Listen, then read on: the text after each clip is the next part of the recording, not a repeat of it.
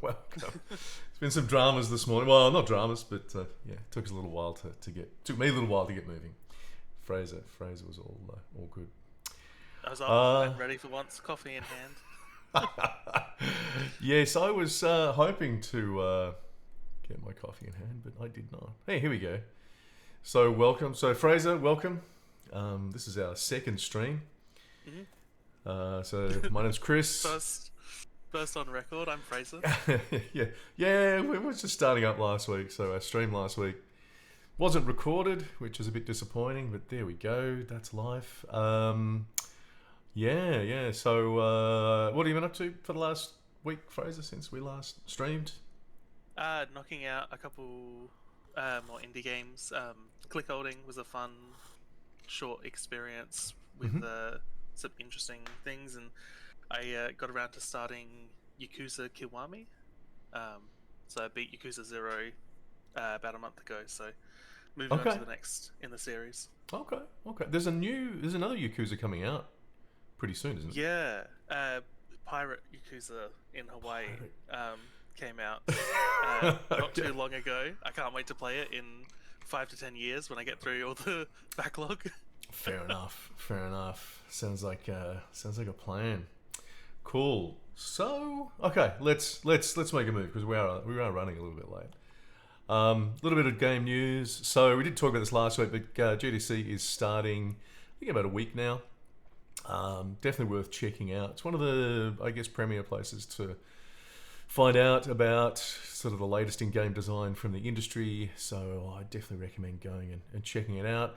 We're in Australia, so if anyone feels like buying us a couple of tickets to get over there, flights included and accommodation, that'd be fantastic. We're also spending Australian pesos, so they're not worth very much over in America.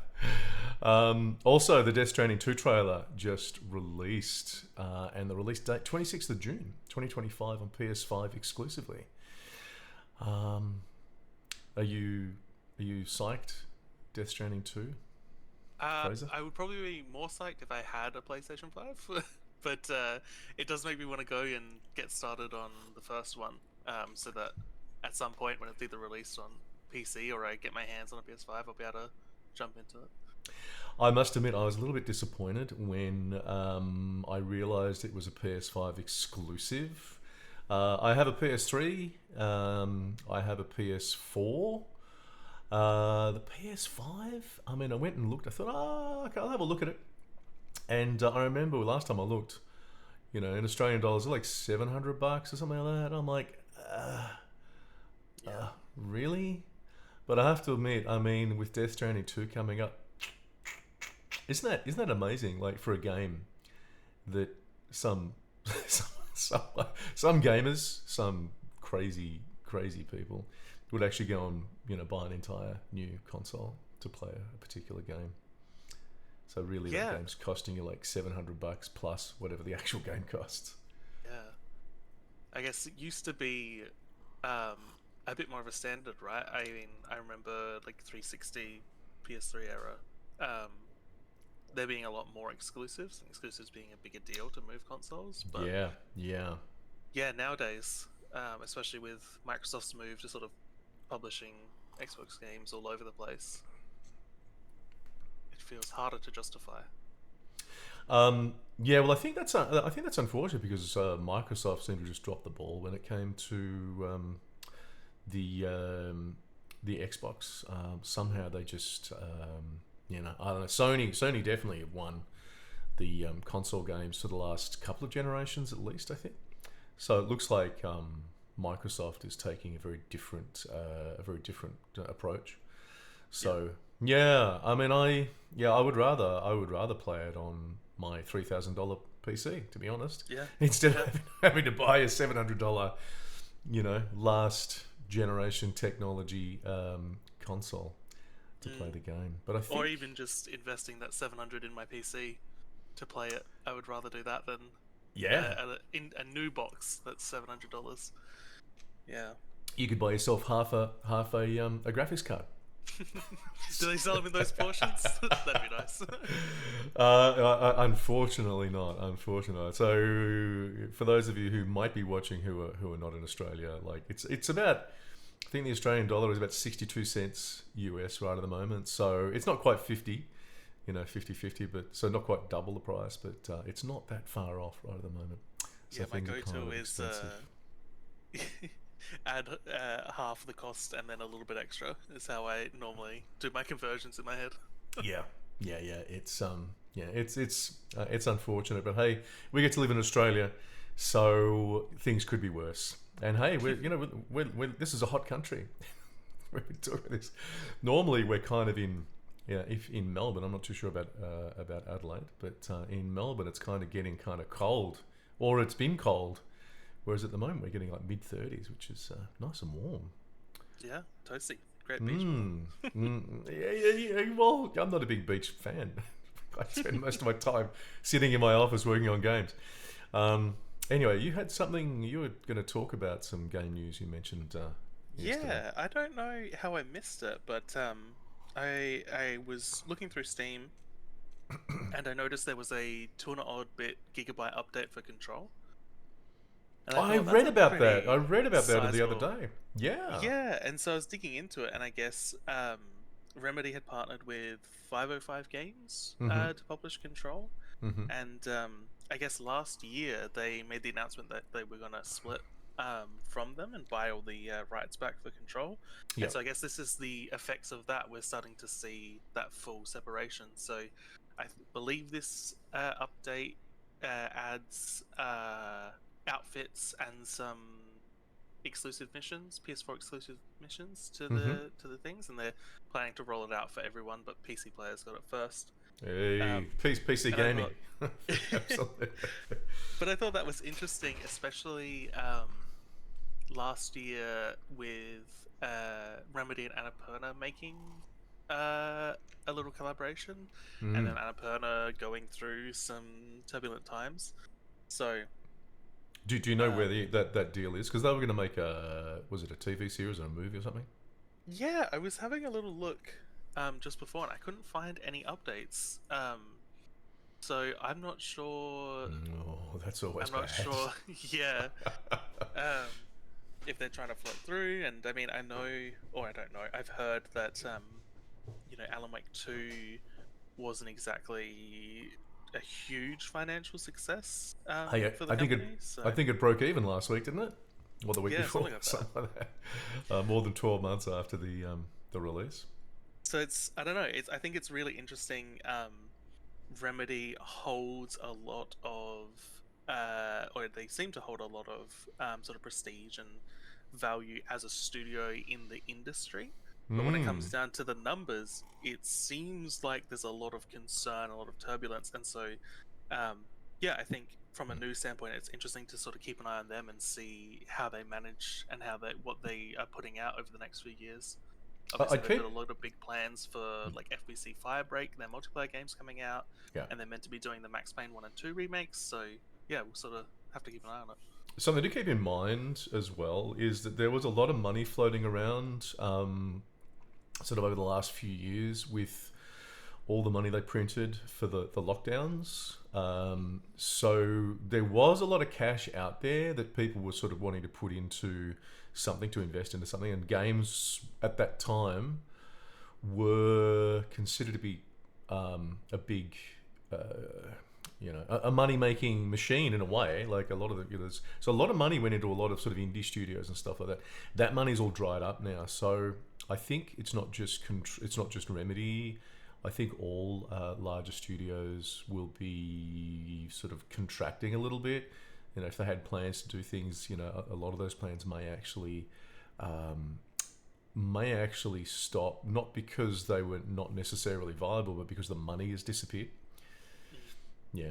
So this is Yeah, this for is an sure. industry thing. In fact, we were talking about that last night. I think about the cyclical nature of the games industry, how it goes up and down, and Hmm. this is just one of those things, unfortunately. Cool. Okay. Well, that's good to hear. I'll have to check it out myself on Steam. Uh, so okay. we got, yeah, game design questions on Reddit. So I thought we might have a look at some of the game design questions on Reddit. So let me just here we go. So can you see that, Fraser? Yes, I can see that. So I just wanted. So this is our game design. This is one of the places. There's not many places that actually talk about game design. Really, I mean, actually, we're going to talk about that in just a second. So I don't want to spoil that. But we've got. Okay, hang on. We've got best hot. What if we go hot? I just want to see what the top questions are. I don't think that's very good. What do we got here? When does a clicker game become a management game? So these are some of the questions that are coming up. You were playing a clicker game recently, Fraser? Yeah, Correct? click holding. I played the other day, Hmm. and yeah, not quite suitable to that question because it was more like a clicker game with an interesting narrative. Right. You're sort of stuck in this hotel room with a man with a mask, making you click a little clicker, and yeah, I'm still working through the narrative aspects of that, so Mm-hmm. I'll get back to you at some point. Mm-hmm. So what's the next one? Why is it giving me ones? What I want are the top. What were the ones that are rated top? 29. Here we go. Oh, actually, that was one we just read. Designing a state-rich simulations. What's this one? It's this systemic game design is tied to programming. Here we go. That's one thing I've mentioned in a video I did recently about programming and game design and how technical design in significant ways. This month's systemic. Oh, so okay. This is this is interesting. We should check this out. This is a game design simulation thing. Okay.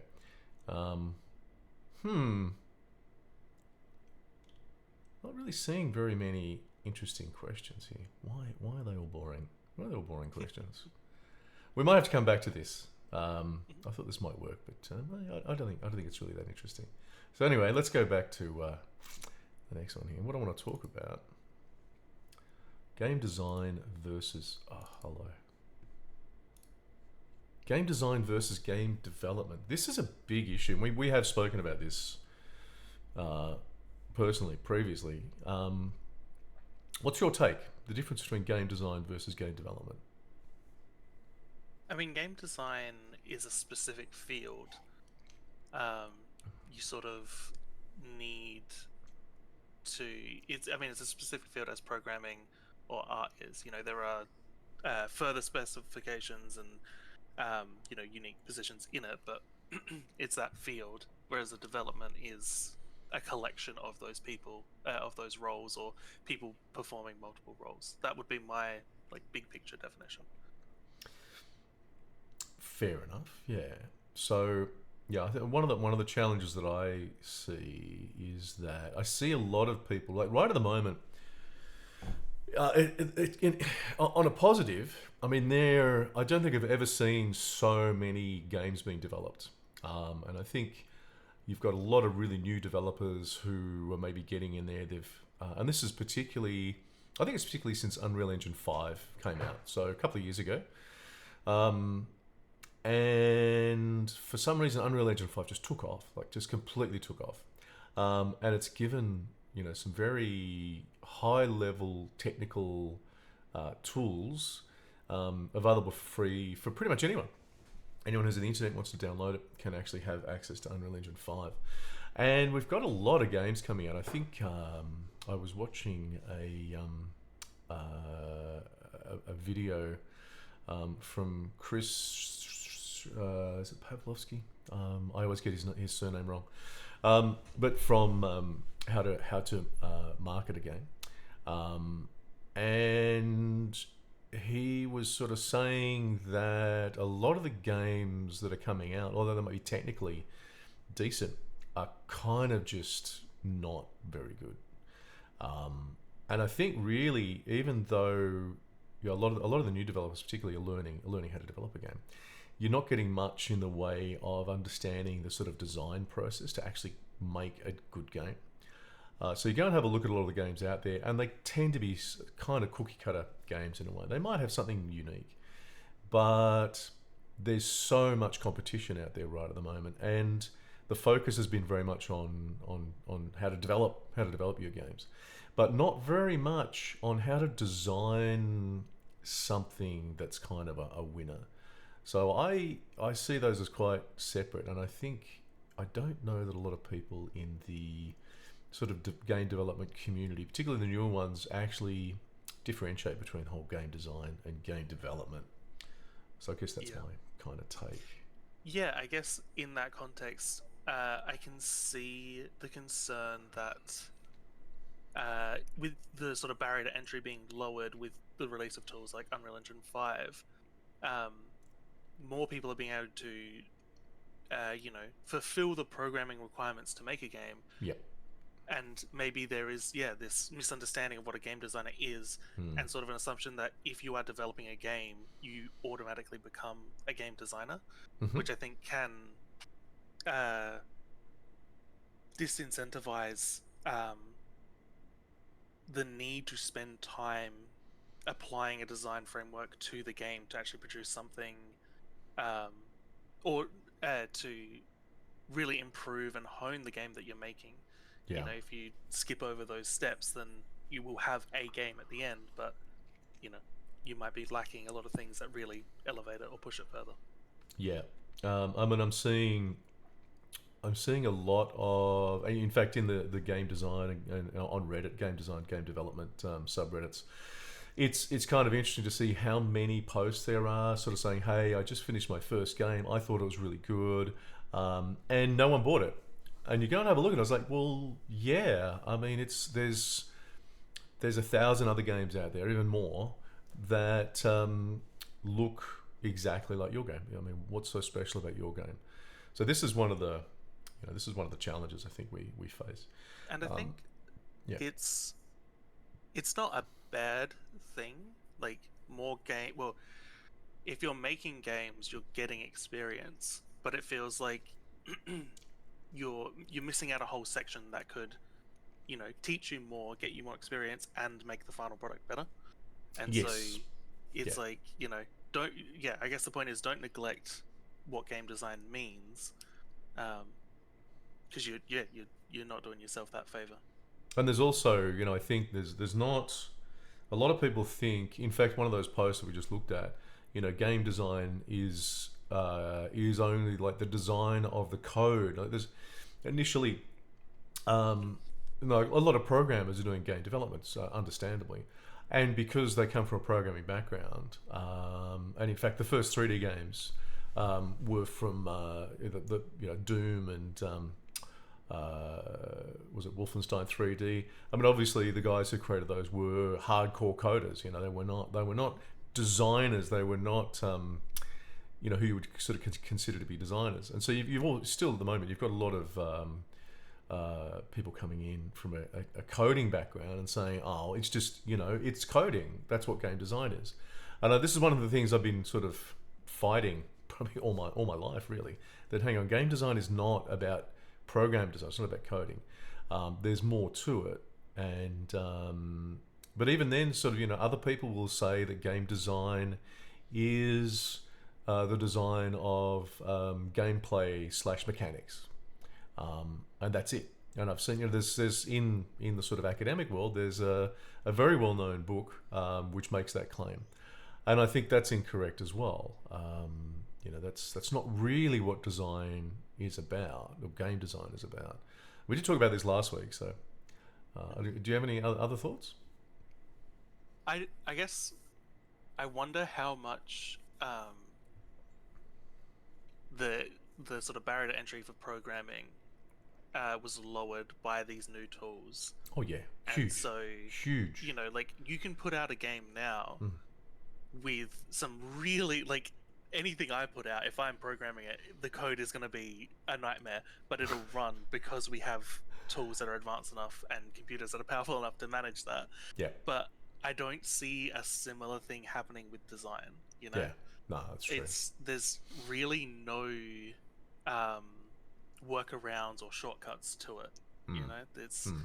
you kind of need to spend that time designing or get really, really lucky. Is sort of the two Yeah, options. yeah. And don't forget as well, like we have talked. Game design is the design of player experiences, and a lot of people, a lot of my students coming into game design and development don't really think about that so much. They think about just building the game, but they're not necessarily focused on what the player is going to be experiencing, and that's a big deal. And not everyone is cut out to do that either. The player experiences are, I guess, very subjective, very woolly. So you've got to be comfortable being in the sort of subjective, maybe touchy feely, emotional kind of space. And a lot of people are not, particularly a lot of sort of developer types, are more comfortable with the sort of black and white coding. It's got to be, this, that, and the other. So, not everyone, I think, is cut out. In the same way, not everyone's cut out to be a programmer. Not everyone's cut out to be a designer either. There are particular skills that you got to And I have. think having the space for it as well, right? Like as a designer, it would be extremely beneficial to work on your own sort of routines and practices to be able to get yourself into that state where you're able to sort of design empathetically and think about the player and resonate emotionally to come up like to really focus on the player experience, but Yeah. also like even just making sure that time is set aside in your scope so that you're not getting overwhelmed with, okay, well, this task has to be done, this task has to be done, and then oh, time to think about the player experience just gets lost because we can just make it work. That's the wrong way around. Yeah, that's designing the wrong way around. I mean, you should be thinking really about number one, what the player experience is, and then, tweaking your code to get that particular experience or as close to that experience, as you possibly can. Hmm. Cool. So there we go. Game design versus game development, and I think it's very interesting if you go to YouTube and you do a search on game design. You basically get, and I looked at this morning. You get, it's all about how to use the tools. It's how to build a game. It's not how to design a game. So we're still, I think, game development, video game development. Obviously, I'm talking digital games, is still in that sort of early phase where we understand how to build a game, but I don't think there's a lot of understanding out there of how to design great player experiences. Is the way that I would term it. I did uh I did watch a GDC talk called Cursed Problems in Game Design Mm-hmm. from 5 years ago, Mm-hmm. and that's probably the closest I've found to game design discussion in a lot of these places. And Even yeah, in they talked GDC, about, yeah, right? but yeah, they talked about the idea of cursed problems being having two ideas that simply cannot fit together, and how you Right. can design solutions around that. Uh-huh. And yeah, I was watching it, I was like, oh my god, it's actually game design. Whoop, what happened? My bad. uh, don't tap the keyboard when you're. Sorry. Um, sorry. Cursed problems. You were saying. Yes. Mm-hmm. Um, but yeah, it's a interesting. It was interesting watch, interesting listen. Cursed problems in game designs GDC 5 years ago. Worth a 5 years watch, ago. I'd say. Okay, Yeah. that's interesting. So a lot, interesting enough, like a lot of like the sort of discipline of design in general. Um, so there is like an academic discipline of design where there are people out there who actually go and research design in general. So when we're talking about design, we're talking about architecture. We're talking about interface design. We're talking about graphic design, industrial design, all the types of roles where you are actually designing something. So that means you're coming from maybe nothing or from just, hey, we want X, to, yeah, here we go, we have a design for what you asked for.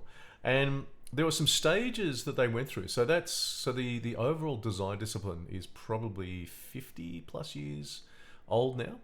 And the first part of that, and I think it's the part we're in now, were designers just coming together and saying, "Hey, I did a thing, and this is what I did, and this is the outcome from it." So, I designed a game, I created a game, we did this, and this was the impact it had. So that impact might be something that worked really well. It might be something that worked quite badly. So there wasn't, at that stage, there wasn't really an overarching theory or understanding of how to sort of think about design or the design processes that designers might go through, or even tools to help in the design process, so solving design problems. So it's understandable, like right now, that in game design, things are still pretty woolly. There's not a lot of, we just don't really have many tools to help in game design. There's no overarching language of game design where a game designer can translate the design idea they have to a state where the development team can actually build it, and that's a big problem. I think that's a big problem. So, if you're a game designer working for, maybe one mid-level studio, and you move and go to a different studio, it's quite possible that you have to completely relearn how to design and communicate to the development team. Yeah, definitely. I remember seeing a post on Blue Sky from a film industry person who was dipping their toes in games. Oh, okay. And they were sort of just like, have I just run into some bad luck, or is? And yeah, they basically described, in a film set, everything is standardized. Yeah. If you have a job title, Yep. it means a very specific thing, and you know Yeah. what you're doing at every job. Yeah. And then they went to a couple different game studios, and every title meant something different. Different titles are used everywhere, and Yeah. all I saw was the replies were filled with game devs for all levels being like, "Yeah, that's just how it is." Yeah. Yeah. So that's where we're at. I mean, in, I guess, 50 years or something, things will change. And I guess to a degree, we should, in a way, enjoy this sort of the Wild West situation right now, because there are a lot of opportunities. Which, say, if you're going to film, like, it is very, it's exactly how to do things, and people still fail, mind you. People still make some really bad games, even with all the tools and all the knowledge that's out there. But in game, sorry, did I say games? Maybe bad games, bad films. But there's a lot of opportunities, I think, in the current situation where everything's still quite chaotic and is developing, and it won't stay like that forever. Things will definitely I think change. having an awareness of like what we've been talking about, things like the difference between being a game designer and being a game developer, and giving time for things like design, even as much as broad as like being aware of current research from like psychology standpoints, and being able to apply things like that to your game design. And I think for people who are looking for this broader awareness, it's this sort of chaotic nature that games is at the moment gives you a little bit of a leg up at the moment. Yeah, absolutely. You can kind of get in and move around and do different things, which I don't think you can do in other areas. It's much more focused and fixed. Cool. So I think that's pretty much all I've got there. So that was an interesting conversation. But today, what we're going to be doing is we're going to be having a look at Portal, an old classic. So let me. I need to create another screen here when I open up games, don't I? Yeah. Do I have a? I don't really have a. Hang on, I can use this one. There we go. That's so. Escape. There we go. We get rid of that. Rid of that. And library. Portal. I've played for 30. It's interesting. I've played for 33 hours. I played Portal for 33 hours. That's not a long time. For Portal 1, that feels like a long time to me. Yeah, isn't it interesting though? Like compared to say, if I have a look at another game that I played, 7 Days to Die, 1,500 hours. Oh my gosh, yeah. So, yeah, a little bit of a difference. A little bit of a difference there. Okay, let me hit play.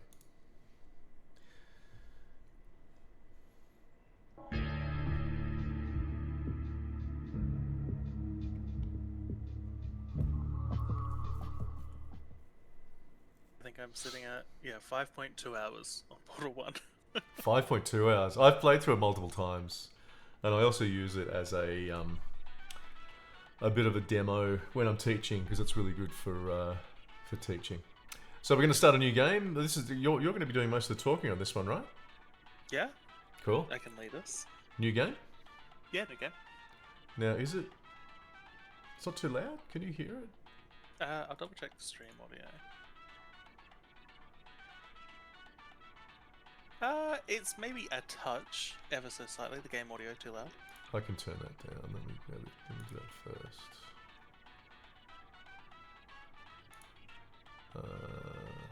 Music volume.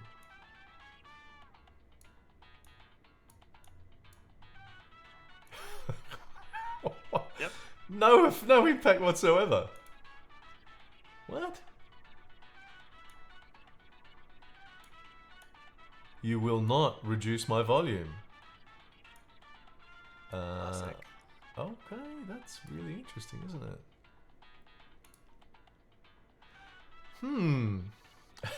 All right, let's try starting a new game. So I played through a couple days ago, but I was playing through with the developer commentary, and I think like even before like discussing the actual, interesting design decisions in Portal, I love the choice to create a developer commentary mode. Share these insights and just pay respects to the game in that way. I can't really think of any other examples where Hang on, let me developers. see if I can change the volume. I think the volume it's a bit too loud.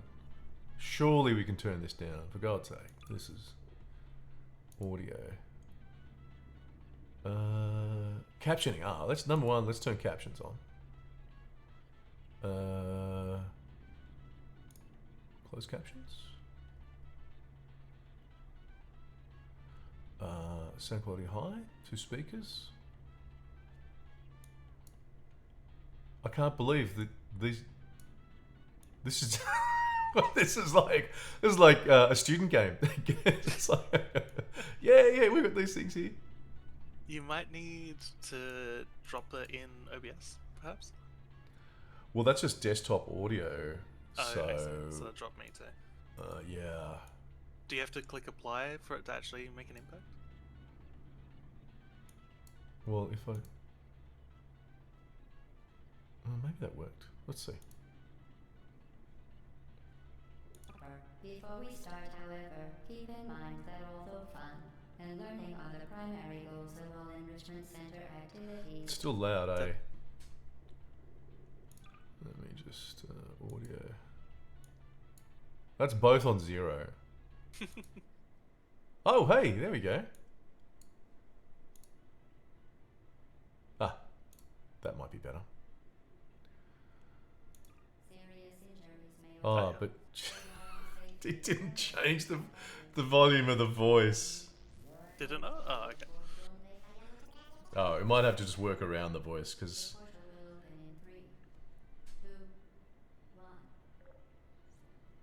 Alright. Hey, there we go. Alright, beautiful. So, Vic, sorry, you were saying? Do you know of any other games, other than, like, Valve games that have done any sort of commentary tracks like this? I think in the past, I think it used to be more common. But yeah, and even I'm trying to think the later Valve, other Valve games. I think maybe Yeah, they didn't. It didn't really succeed. Maybe people didn't really use it. I found it really Well, they useful. have it in Alex, Half-Life Alex. Oh, they do. Okay. Hmm. Yeah. Have you got VR? Have you got I it in have VR? a Quest 2.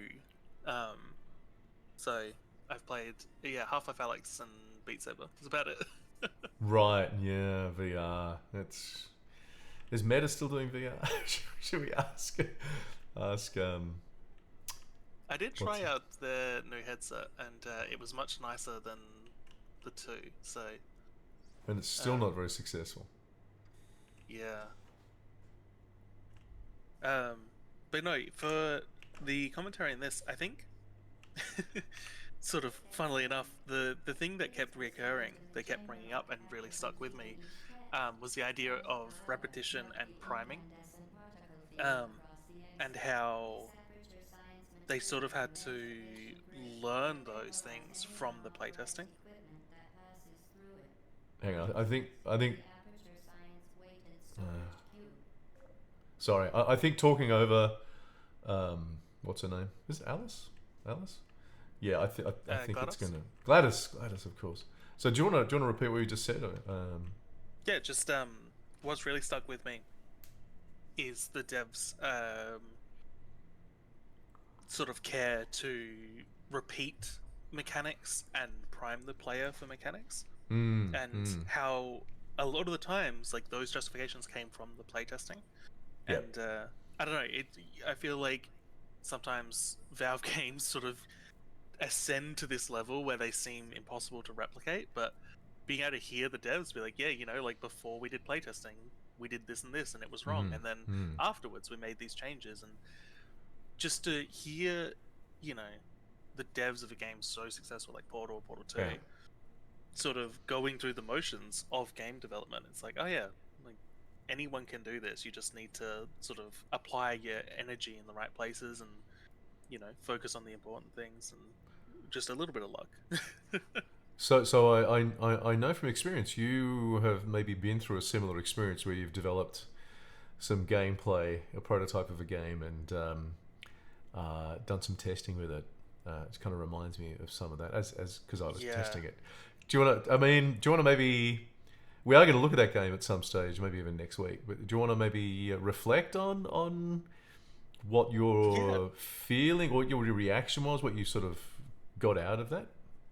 I think it's yeah. I mean, my experience working on my capstone project, Deep Climb, I could see it in the or hear it in the commentary that I was listening through, and yeah, it just was that case of, you go in with an assumption based on Yeah. the design work you've done, and then you give it to players and it just doesn't work.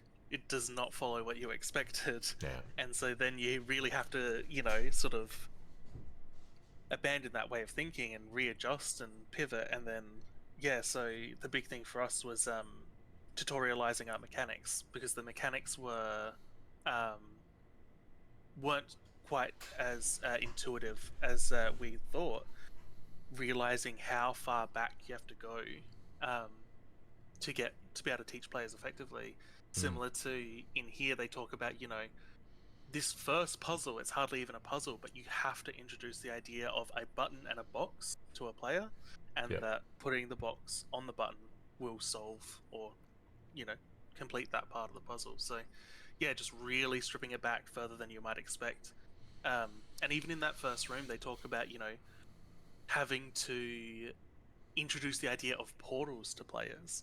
And that was odd to hear for me, because I played Portal 2 when it came out and I was in my teens. So the idea of portals wasn't terribly new to me, and having, such a young, moldable brain, I picked it up a lot faster, and then hearing them, saying how players, they didn't want players to think they'd gone to a completely different area, or wanted to ensure that players knew that crossing through a portal was safe so it wouldn't kill them. Those little things that, I never thought about because I experienced it so young. Sort of a good reminder of, you'll always have players like that, and so just because it's familiar to you doesn't mean it is to the player. And of course, I mean, what a couple of things you need to keep in mind. Number one, Portal was sort of genre established the genre. So yeah, sure. Before Portal came out, there wasn't really an understanding of how portals work, and I think because we have had Portal One and Portal Two, and they've been so successful, and they influenced gaming culture so much, there's more of an awareness now.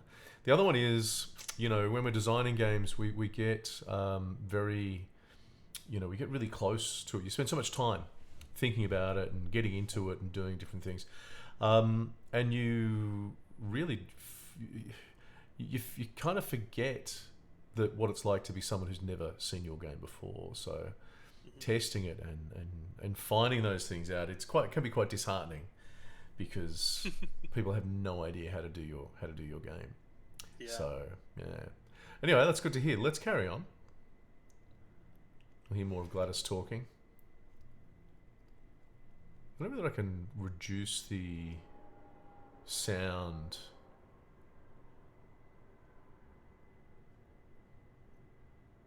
It's interesting how these old games don't work as they used to anymore. Like that's audio stuff. Yep. Here we go. So this is kind of interesting as well. We've got, I don't know whether people really use this much at all, but it was a way I think they tried to tell people what was going on in that particular level. Maybe foreshadowing a little bit. Yeah, it definitely adds to the world building as well. Yeah. Which I think is interesting. Please place a weighted storage cube on the 1500 megawatt aperture site. Yeah, let me see if I can. Like seriously, like look how low the bloody volume is. Is it louder in your ears than it is on stream? I'm looking at the levels as well. Okay. Heavy duty super colliding super button. How loud is that for you? Did you hear that? I'm listening to your stream. It doesn't seem too loud on stream. Okay. Well, it's down a little bit now, so hopefully, I don't want. So if we're talking over Gladys, it's. Oh, here we go. Let's see about this. Okay. Oh, we can't get out now. Something I hadn't noticed because before earlier this week, I probably hadn't played Portal 1 in a couple years. Mm-hmm. And something I hadn't noticed the first time, or even subsequent ones until now, was how much effort they put into the lighting. Oh yeah. And they talk about as well, they don't use the words, but using motivated lighting. So having the observation rooms as the source of the light and positioning those in ways to help guide the eye. Just very classic techniques for wayfinding, but done really, really well, especially in these more not simple but like flat environments. There's not a lot of noisy textures in the start of the game. Yeah, mind you, that was a design decision though. I think they did have more elaborate textures initially, if I recall correctly, and then they changed that. Yeah, that's what they said in the commentary. But I mean, even if you look at what was the student project called that they Narvacular Drop. That's it, yeah. Like, you can see the gameplay footage from that, and it's like, yeah, it's full on. Really, like pulling it back so far as to be like, okay, well, let's use simpler textures, less colors to really. What's the term you've been using? Like cognitive load, like reduce that cognitive load on the player. Yeah.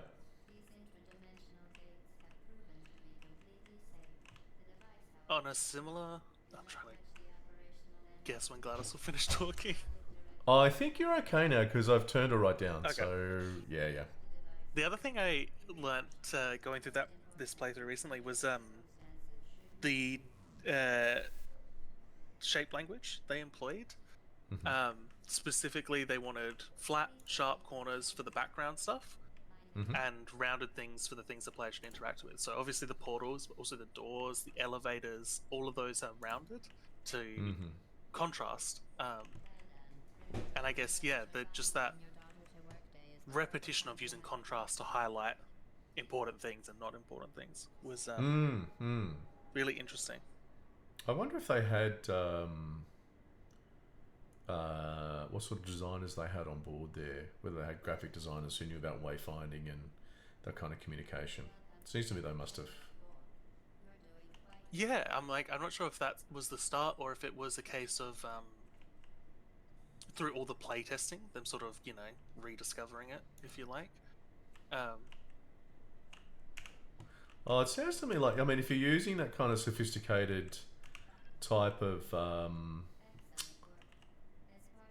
use of sort of shape language and stuff like that, and I think it's, you're probably working with someone who has had some sort of training in that.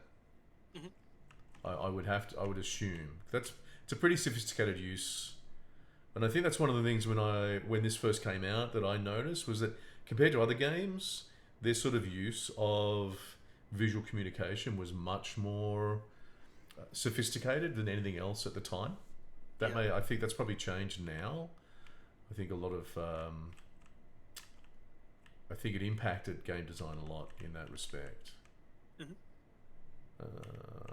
So I'm just going through as we're talking. So Yeah. The other thing I if you want found to stop me, interesting was the like player justification.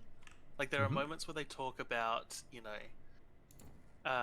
through playtesting, players would, act a certain way, and so they would change the game to accommodate for that. Mm-hmm. Like I mentioned earlier, they made it so that the portals would only bump players out and not destroy objects because they didn't want players to fear the portals. Hmm. But then they talk later about there's one level where the player can skip the whole puzzle by just doing a fling. Oh yeah. Okay. And they kept that in. Like they noticed it, but they kept it in because they Yeah. liked it, and they thought Yeah. it took more skill to do that than to beat the puzzle. Right. But it's interesting listening to them when they when they punish a player for doing a certain action, and when Mm-hmm. they change the game to allow that action to happen. And yeah, I wonder if they had any sort of rigorous sort of definition for when it's okay for a player to do something and when it's not, and what approach to take based on that. I think that sort of thing you maybe got to go with. That's kind of like a feel thing. I would have thought. Whether you sort of, you know, Hmm. whether you want to keep that sort of stuff in. If you're going to skip a whole, a whole set of puzzles. That'd be a hard one because I mean, we're often attached to our puzzles, so yeah, you don't necessarily want players to skip all that stuff. Yeah, and then on a similar note, they listening to them talk about they wanted to add light combat aspects, which is the introduction of the turrets. Mm-hmm. And it was interesting to hear them just say flatly, "We wanted light combat," and because I immediately thought, "Well, why?" Mm-hmm. Like in a puzzle game, what's the reason to want it? Well, don't Um, forget there's light combat in Mirror's Edge as well, mhm. and I think it's to do with what people believe, and I think this is still an issue. What people believe a game is. Yeah. Um, I looked at Mirror's Edge, and when I was playing, I'm like, why is there combat in this? Hmm. Like, not so much the melee combat, but certainly the gun combat. the It just guns. like this was ridiculous, and it Yeah. didn't need it. It just didn't need it. Yeah. Um, and I think even now, like, why is there combat in Death Stranding? Hmm. It doesn't need it. I hate the combat parts in Death Stranding. It's just dumb. It's like this is not why I'm playing the game. And in fact, I think it actually works against player enjoyment as far as I'm concerned. Hmm. What am I doing here? Sorry, I've got to think about this I puzzle. Yeah, you're good. I'll talk. I No, I won't. What were we just like? Combat. Um, Yeah, I mean, my assumption is when the game was being made, and because of the type of game it is, especially being a first-person game, Hmm. it was just that case of that was just the assumption of the time is, well, a Yeah. first-person game, of course it should have some sort of Oh, oh, damn. Okay, sorry. yeah. I just um, went too far. Sorry. yeah. Carry No, on. that's all good. Um, don't forget to click to respawn, which is still is an odd Hmm. holdover for me. But yeah, yeah, like I assume because of when it was made, and like you say, even now games have that problem where it's Yeah. like, uh, just assuming that it needs combat. Yeah. And I guess it's just a case of, well, it actually reminds me of that cursed problems talk I was saying earlier, where it's like how attached you actually are to the idea. In Mirror's Edge, it felt Hmm. like they were very attached to the idea of combat and didn't want to scrap a lot of the work they had done, which leads to a worse result. Um, like they couldn't get the guns to work how they wanted it to, but they Hmm. kept it in anyway. I feel like I remember them hearing um, like a behind the scenes about that.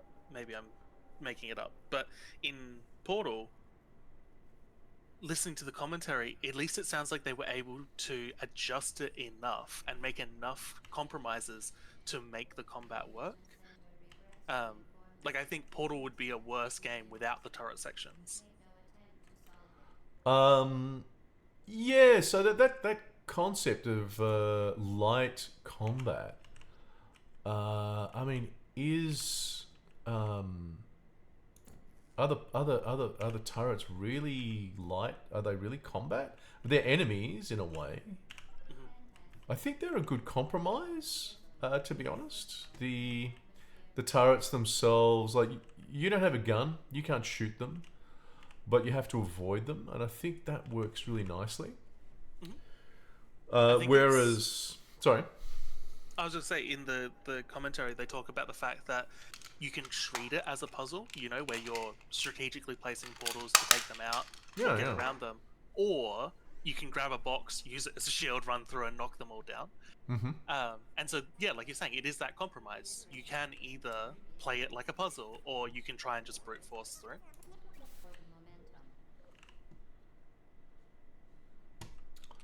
Here we are, But flinging. yeah, I don't think you get that without compromising in this case, and Yeah, without playtesting heavily and really sort of analyzing and changing the sort of design views based on the player interaction and the player experience.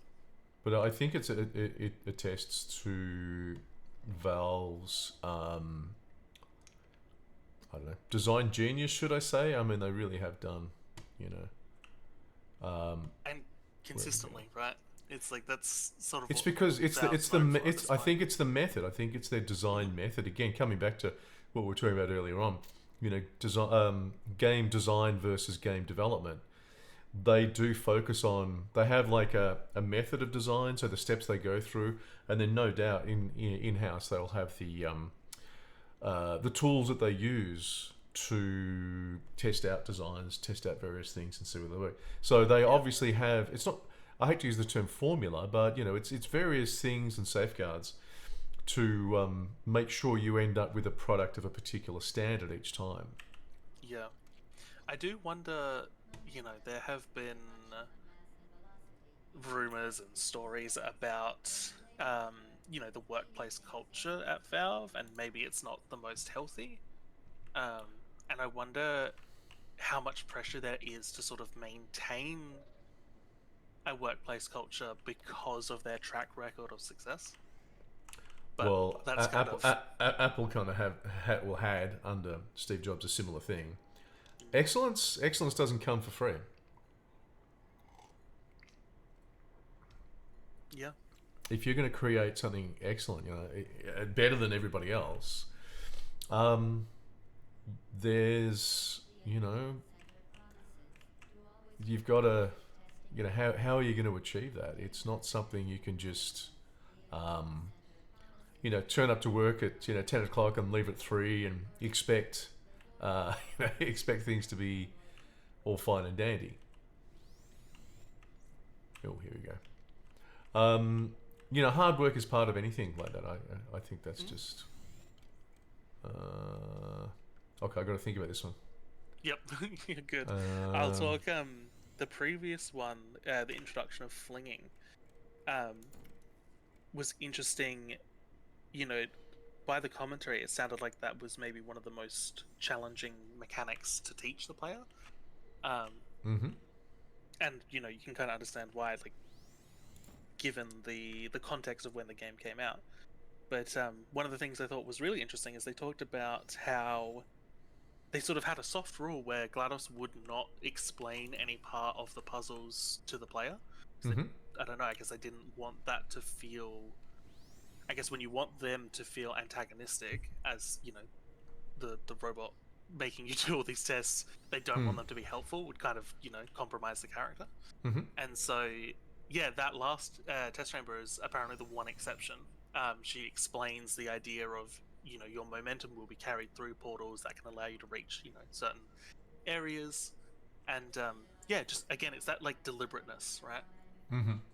Being very particular and very careful, setting up rules and sticking by them, unless you really have to break them. Sorry, I'm listening. I'm just Yeah, trying not to die. I mean, I've been through most of these puzzles so often. I don't have to think too much about them. But there are those certain ones here. Yeah, it's still that cognitive overload, right?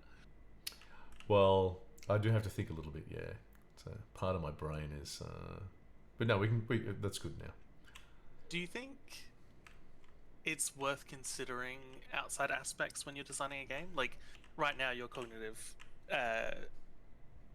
capacity is partly being filled up by, being in a live stream and having me talk in your ear. Mm-hmm. Do you think we should consider that at all when we're designing games? Like, not just how much information is being thrown from the game, but also where the player might be playing it? I don't know. What do you think?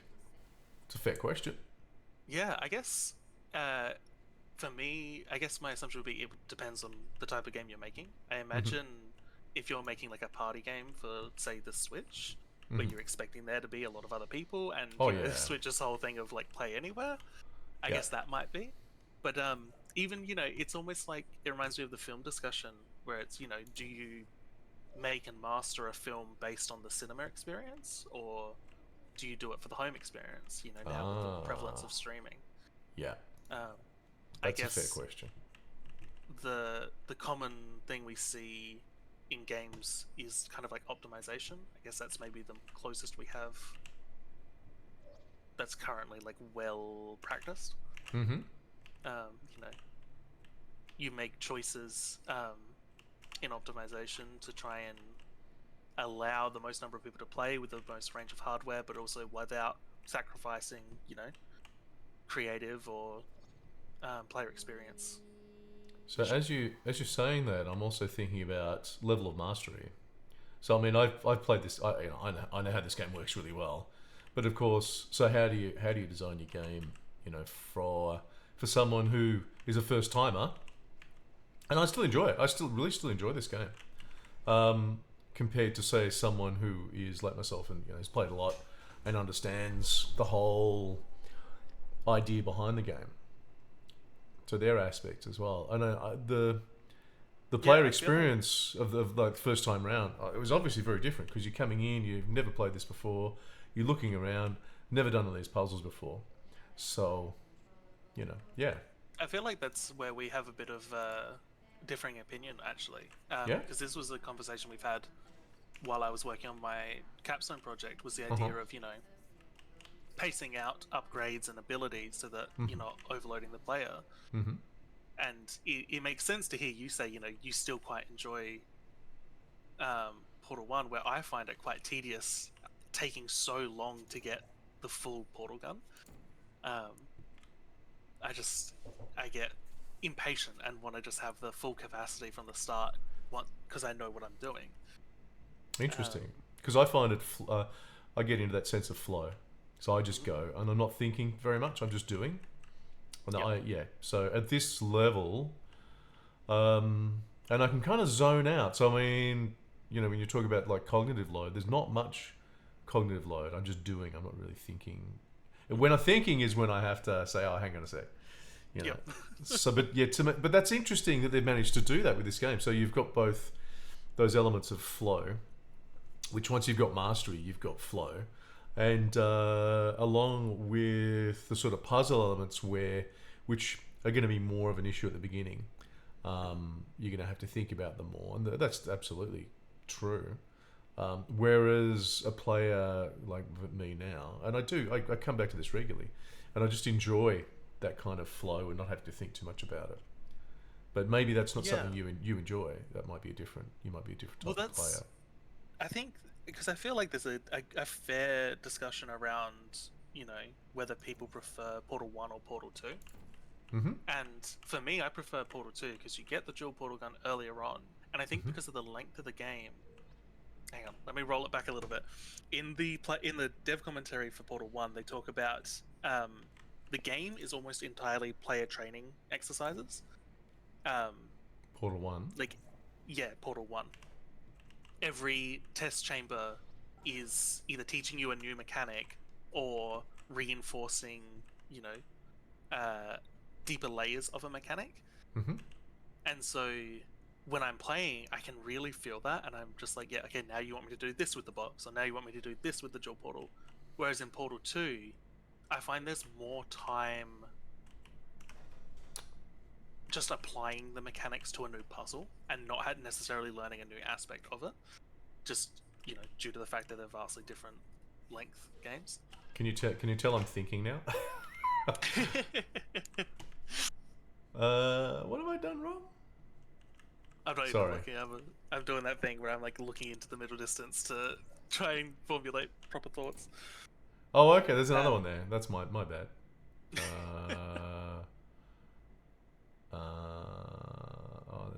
Hang on. Okay, like I'm saying, this is when I have to actually think. Okay, let's jump down here. Oh, okay. Easy. There we go. Sorry, you were saying I was a little. I feel like it's human instinct to knock the cameras off the wall when you can. Destruction. I've done it the whole time. Yeah, just any little bit. Just the idea that Portal 1 is almost entirely player training exercises, whereas I find in Portal 2, at least from the last time I played it, there was more downtime, and more time to just play with the mechanics rather than being taught new ones. Mm-hmm. And I think I see that a lot in Deep Climb, which, like you said, we'll talk about at some point. Mm-hmm.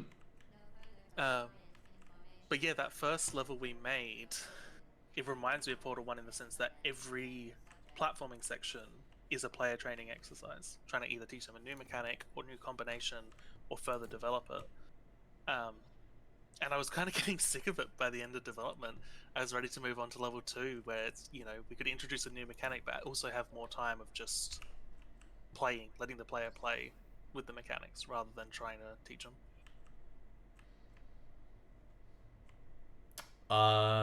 So that's interesting. I mean, and I think that's really one of the challenges. Because the game, you're creating the game for the player, not for you. Mm-hmm. And I understand getting sick. Absolutely understand getting sick of, different parts of the game. But, okay. I can't even have you. This is the one that I skipped. Oh, really? Okay, so you can skip. Oh, interesting. I like this one. This is a bit more complex. This is where we start again. Here we go. Yeah, I don't think I've seen this room since the first time I played Portal 1. Well, we can just do this. Oh, this is the one where you've got a... That's right.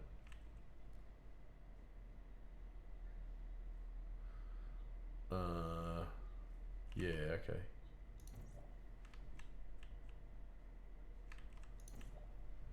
Oh! Oh dear. Sorry, this one's it's a little bit more complex. So we've got that. That's all good. now, yeah, I remember now. So we've actually got him. I'm hitting shift so we can run faster, but it doesn't do anything. Now,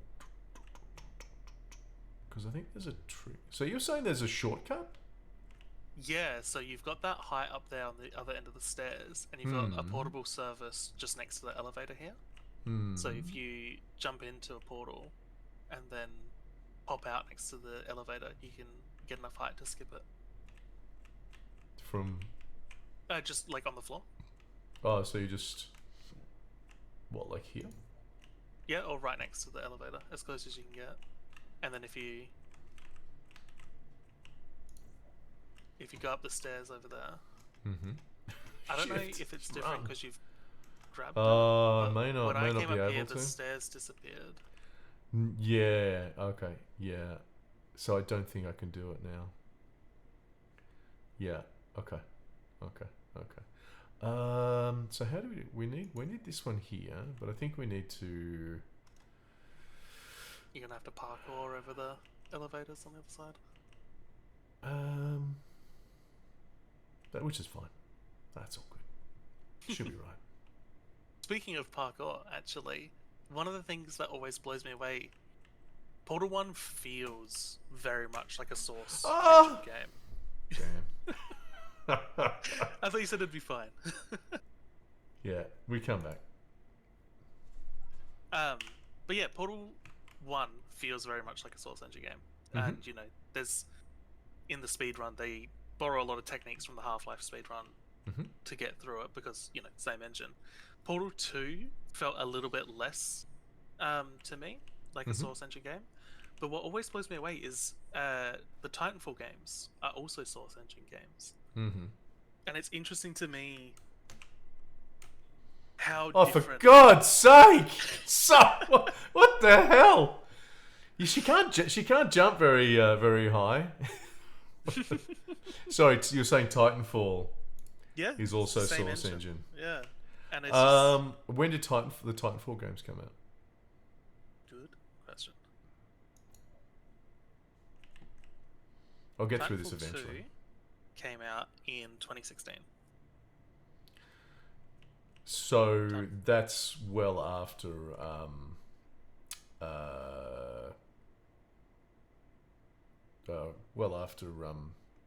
Half-Life 2. What the what? Why does this thing not jump? Freaking hell! And oh then, dear. Yeah, Portal 2, 2011, and then Titanfall 1 came out in 2014. Well, I'd suggest they made major changes to the engine in that time. Yeah. Yeah.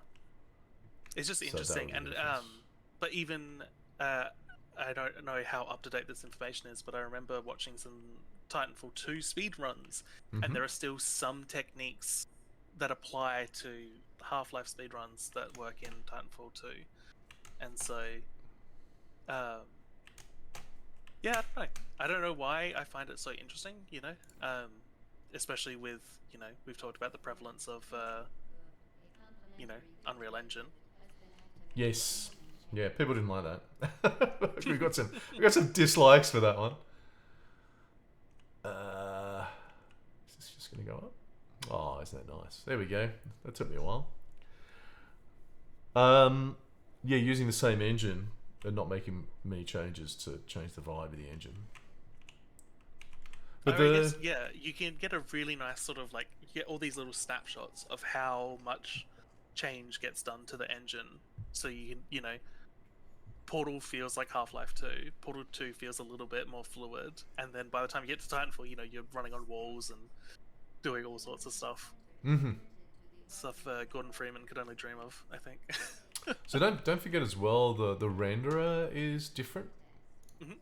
So we went, you know, there was a major change. Oh, what am I doing? Oh, okay, I have to do this way. Right. So we got to the point where I have to think. I love this moment though, looking down at the like subtle checkerboard which they use every time you need to fling yourself. and that repetition. It's another one of those things that I had to learn hands-on personal experience doing playtesting, how much repetition you actually need to do for it to be effective. You can't really half-ass repeating a concept. And you gotta be very clear too. Yeah, a lot of this is psychology. Like a lot of this comes from sort of post World War II psychology, Pavlov and all that sort of stuff. Pavlov's dogs, training your player how to, kind of triggering different things in your player. And Yeah, I can't, definitely. I'm trying to remember how this one works.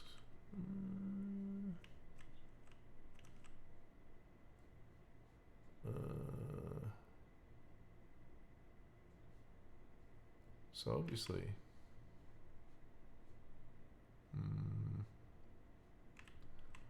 I also love these energy ball puzzles. The little burn mark the ball makes where it hits, and the little orange glow from the receptacle. It reminds me of like Crash Bandicoot, where you have a shadow that's always directly underneath you, so you know exactly where you're going to land. These little affordances to help communicate aspects that might be more difficult in a 3D environment. Oh, actually, we can do this. Sorry. Yeah, you're good. Hey, there we go. Easy. But that there, you know exactly where to put it because you can see where it's bounced off the wall and you can see where the little glow is.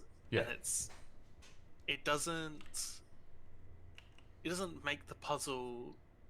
I don't think it makes the puzzle any easier. It just helps the player identify the important aspects. And I wonder, was that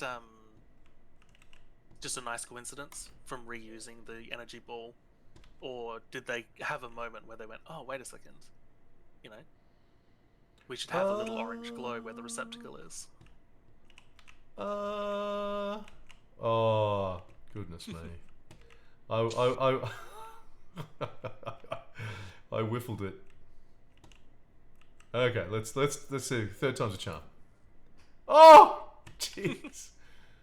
What the hell? So it's interesting. Now I'm in a different mental state. So now I'm in that state where I'm puzzle solving. My brain is definitely engaged, and I'm listening to you far less. Not that your conversation's boring, Fraser, but obviously, there is a focus on. Yes, I'm focused on solving these puzzles. So yeah, that's why we got two people here, right? Yeah, you can keep our audience engaged while I solve the puzzles. Well, the other player affordance, we can see them on the screen there. You got the little burn marks where it bounces and orange light from the receptacle.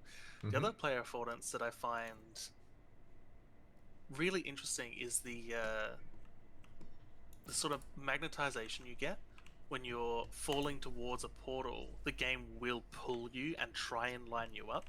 And so often you can kind of just let go of the keyboard and the game will make sure you go through if you're within that sort of, acceptable radius. I didn't freaking work, did it? Close. What the hell? And yeah, I guess it's just another one of those things of like, Let's try that. with, I have much less experience and I always wonder, did this happen by accident? Did it have to be actively thought of to be implemented?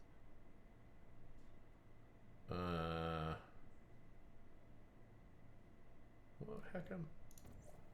Oh, we're getting some render artifacts there. Yeah, I was noticing that. Hang on. Someone need to go there. Maybe that one needs to go there. Oh, who's a star?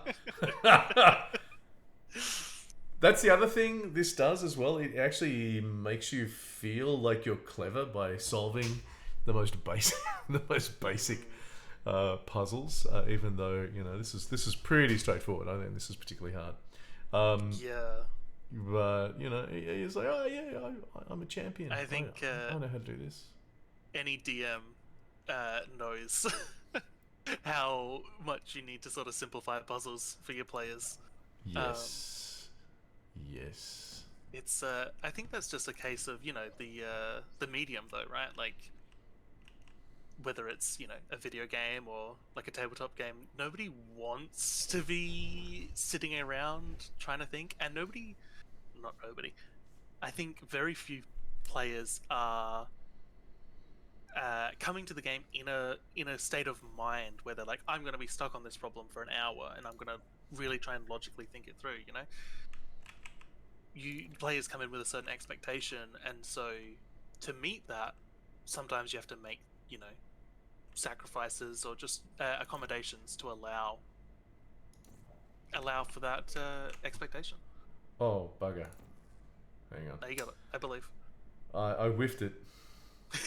What about Souls games? Because I think Souls games are... Oh shit, we're going to die if we do that. Hang on. No, I've screwed. I've completely whiffed it now. I have to start again. What about Souls games? Because, I mean, people do spend hours literally trying to beat a boss in a Souls game. Mm-hmm. So I would say that, in a way, that's kind of one of the exceptions to that rule. Interesting. I would say the player expectation is potentially to be spending those hours. Like if a player picks up a Souls game and goes, all right, the bosses are hard, I'm going to be here a while learning their attack patterns, they're prepared for that. I think the frustration typically comes from, if they're not prepared for that, or if there's perceived unfairness in that.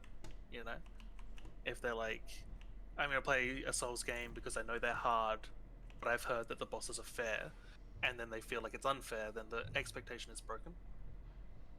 So with the first Souls game, how did that happen? How did people work out that this rage quit kind of game was actually being nice to you? That's actually really interesting, and honestly, I think it's a little bit out of my experience. Like my first Souls game was Dark Souls 3, but I am quite familiar with 1 and 2. But I know the history goes back further than Demon Souls. It goes to like Kingsfield, right? Which is like PlayStation 1, PlayStation 2. That's the right game I'm thinking of. And when I think about... yes, I'm just Googling to make sure.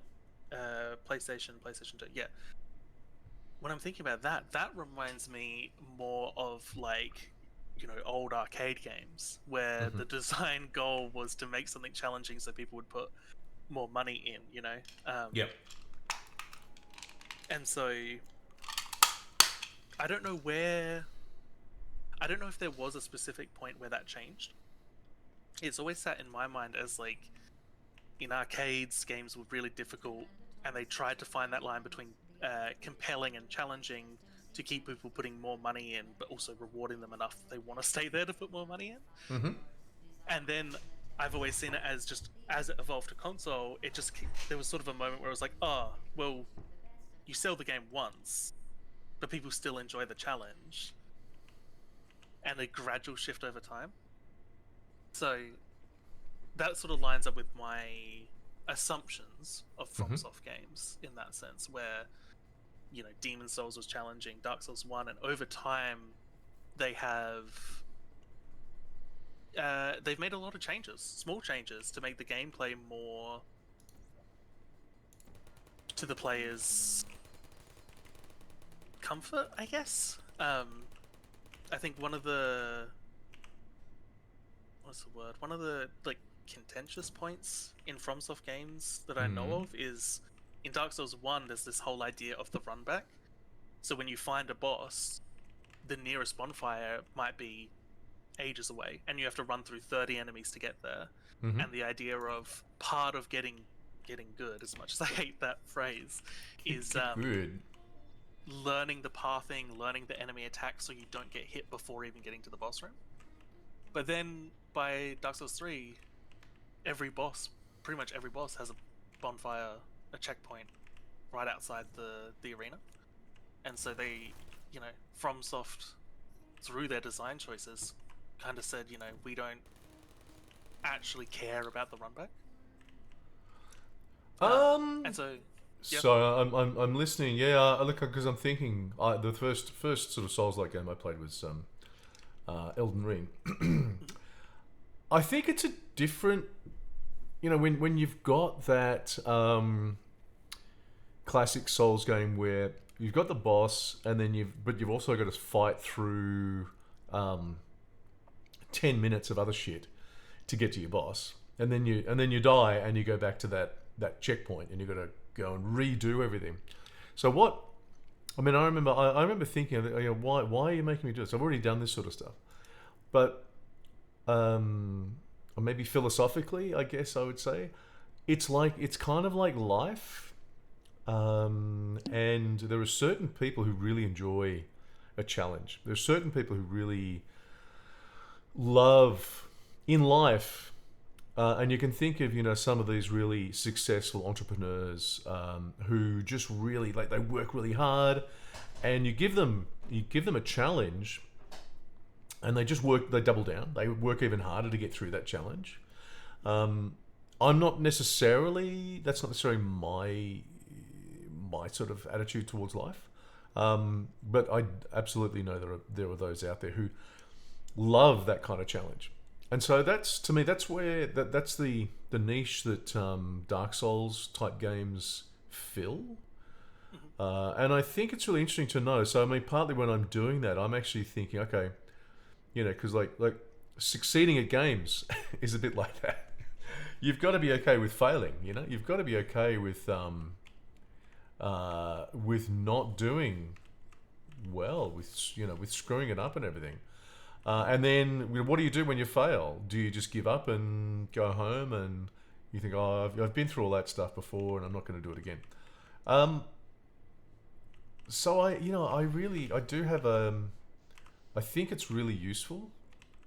I think these sort of games are really useful to actually understand what life is really about as well. It's not all sunshine and roses. It's people. Life doesn't offer you, it doesn't owe you anything. If you fail, then you fail. Tough luck. And these days, we do have. Oh, we can crash. There we go. We've got things that keep us sort of safe in a way, but certainly in the past we didn't have that. So. So I'm thinking of doing it at the same time, of course. Yeah, it's it's interesting when you then compare it back to... Oh! Don't hurt me! Don't hurt me! Whoops. You can look at the difference in failure between, Portal and Dark Souls. Mm-hmm. In Portal, they typically try and avoid any sort of hard failure states, You can die, but they try not to make that, the first protocol for failure. Often, it's a soft failure, You'll just be stuck in a room going, I don't know what the solution is, but there's no hard reset. Oh, no, don't kill me! This is not proving my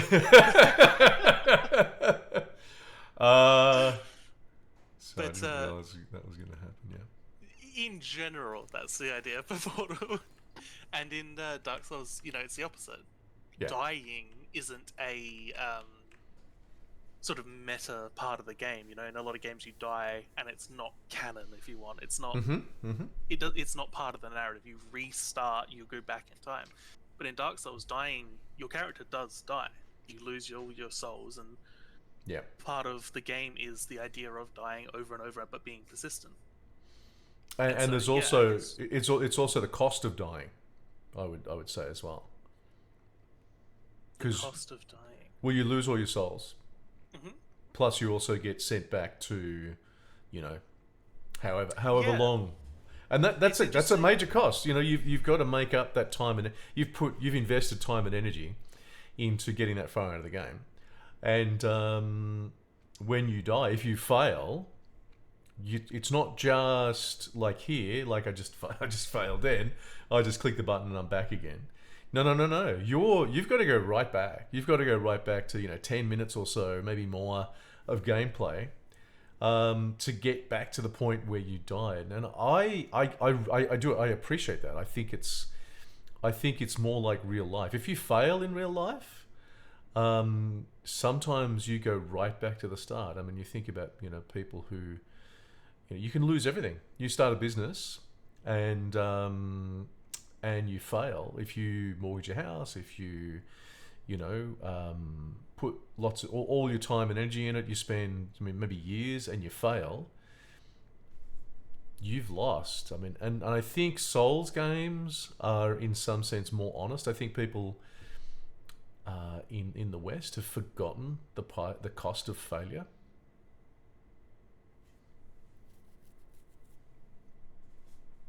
There's a lot.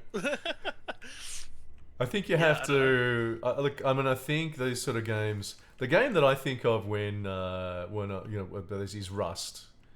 I don't know. You haven't played Rust. I have not played Rust. No. I really like Rust for that reason as well, because you have to go and build a base, and you start and actually we should look at Rust. I think Rust is a great game to go through, and it's another game I have more than 1,000 hours in. And you have to collect resources, build a base. It's persistent multiplayer online. You start just with a rock and a torch, completely naked, and it's Just like multiplayer. A bit like, well, yeah, you start with nothing, and the idea is you've got to survive, and then so if you log off, you go to sleep. Wherever you are, you just go to sleep. So if you log off, you're there, you're asleep. Someone can come up, kill you, and take all your shit. So the first thing you have to do is actually create a base. And, it's competitive to create bases. So it's like life. It is competitive. And you have to create your base. You have to find, and potentially find one of the best spots. And obviously, the better spots are more sought after, so there's more competition there. And if you build a base, and you might spend a couple of days building your base and gathering resources and crafting stuff, and then someone comes and kills you, and you accidentally leave your door open, or you happen to just be door camping's a big thing there. So you're going out of your base, and someone just kills you with like an Eoka pistol or something. And your door is still open. They've got your base and all your shit. So it's like, failure. I think it's a really, I think it's a very valuable lesson, basically. So how do we? I do want to circle back to the idea, though, that you consider death in Dark Souls as a cost, because I would fundamentally disagree. In my opinion, when you die in Dark Souls, it's almost freeing.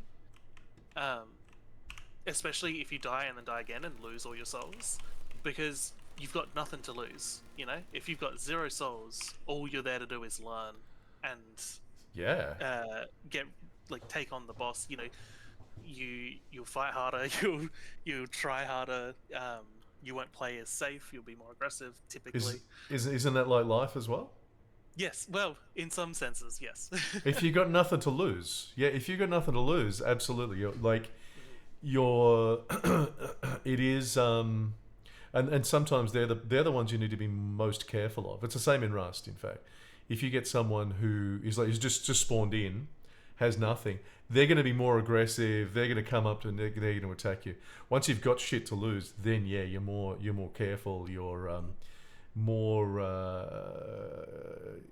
you think more about what you're going to do, and sometimes that's the worst thing to do because you just get trounced. But in life, it's the same thing. Once you've lost everything, I mean, then hey, what are you going to do? I think what I love in Souls games is the persistence aspect. And any of those sort of like difficult boss rush or sort of games, it's for me it's about persistence, trying over and over again, and yeah, like once if you lose everything, you can just keep trying, and it reminds me of in Hollow Knight, the DLC boss. I can't remember his name. Grim, I think. I probably put 4 hours into that boss fight. I just couldn't get it to work for me. But yeah, that sort of persistence, and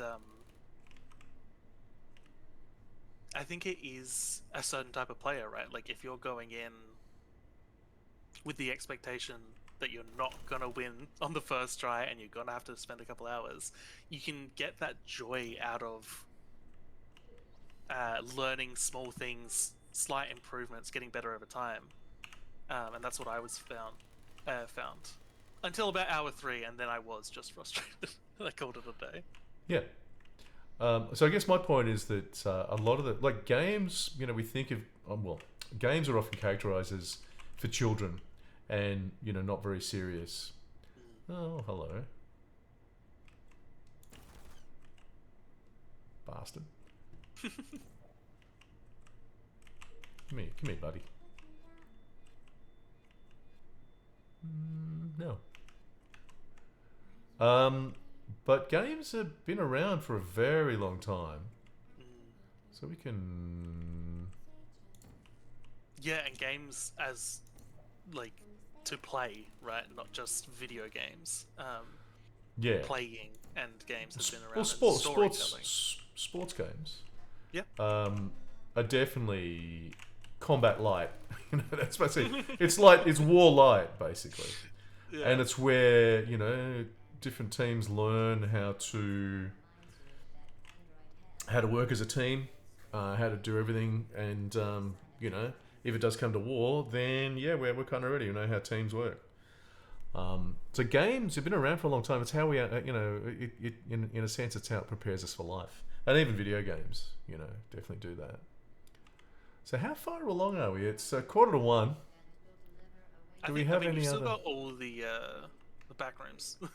Oh yeah, I know we're nowhere near finished. We're not going to finish this, but is there anything sort of we want to say about anything specific that we wanted to come up with? I've covered most of my notes, I think. I guess I can be repetitive and say, yeah, repetition and priming the player was probably my biggest takeaways from Portal 1.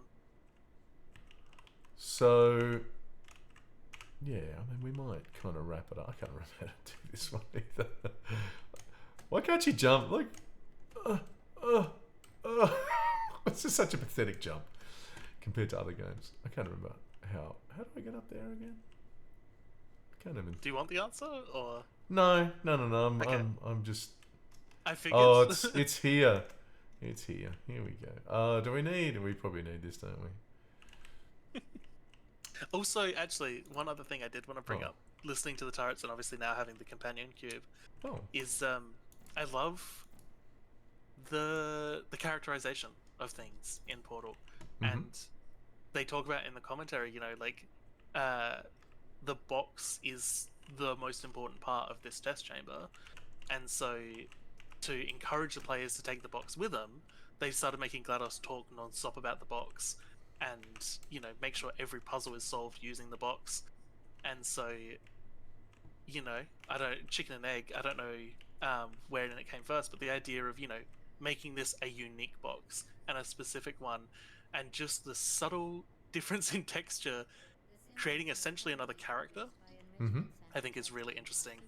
And yeah, same for the turrets. They were like, we don't want just the basic Half-Life 2 turrets. We want to give them some character and personality, and so give it a voice and make it sound innocent. This killing machine, and it's like those little things,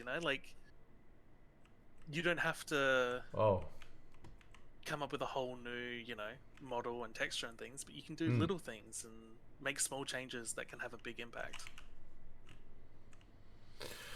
Yeah. So I've become obsessed. I'm in gameplay mode right now. which is yeah. And you can see it transfer to Portal 2 as well. You know, like that game is known for the writing and the characters, and it's like there's one human in the game, well, one alive human in the game, and you know they don't even speak. So yeah, just a testament to how much you can do in terms of narrative and storytelling, I suppose. So maybe we will leave it there this week. I don't think there's much else to kind of cover, no? Yeah, that's everything I've got. Yeah, cool. All right. What are we going to do next week? What's the plan? What are we going to do next? Portal 2? Or my personal game, maybe? Deep Climb, we could touch on? Yeah, but we want to get Zeb involved in that one as well, don't we? Yeah, that'd be nice. So, okay. So maybe one or maybe the other. But I guess we'll be back. So either we might do Portal 2 or your Deep Climb. Deep Climb.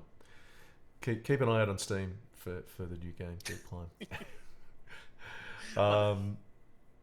I think it's really good. I think the problem is, I think with that is that it would take quite a lot of development to turn it into a fully fledged game. But yeah. Anyway, cool. Well, we'll wrap it up there and see everybody next week. We did get one message, I see, which you deleted and banned. Thanks for that. Thanks for that. So all right, let's wrap this up, and we'll catch everyone next week, same time, 11 a.m. on Thursday Australian time. I have no idea what that time that is in any other time, any other place in the world, but you'll work it out. So catch everyone later. See ya.